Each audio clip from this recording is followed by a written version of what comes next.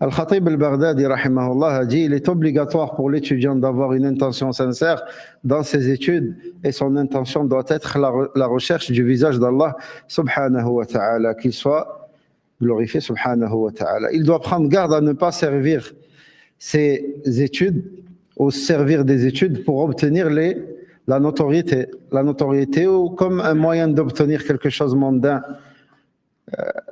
quelque chose en contrepartie. Car la législation a averti celui qui recherche ces choses par le biais de la science. Celui qui recherche les choses mondaines, celui qui recherche des contreparties par le biais de la science, Allah Azza wa Jalla et le prophète sallallahu alayhi wa sallam nous a mis en garde contre cela. Donc il doit craindre la vantardise et l'ostentation.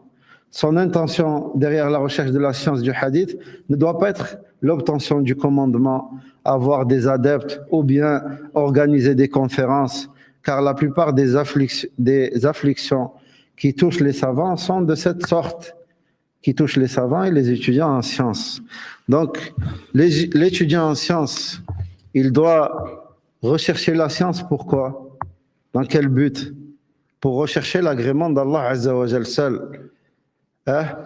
On apprend la science non pas pour avoir des postes et gagner notre vie par le biais de cette science. Non, tu apprends cette science pour chercher le visage d'Allah Azza wa Jal, en recherchant l'agrément d'Allah subhanahu wa ta'ala seul subhanahu wa ta'ala. Prends garde et purifie ton intention, revois ton intention. Pourquoi j'apprends? Pourquoi suis-je là? Pourquoi je m'assois et j'apprends cette science? Est-ce pour me vanter et dire, regardez, moi j'ai beaucoup de science? Pourquoi on apprend la science du hadith? Pourquoi tu apprends des hadiths? C'est pour la riwaya, pour dire, moi je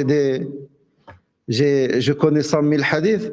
Ou ton intention justement est de préserver cette science, préserver ces hadiths en l'apprenant et en mettant en pratique ces hadiths que tu as appris?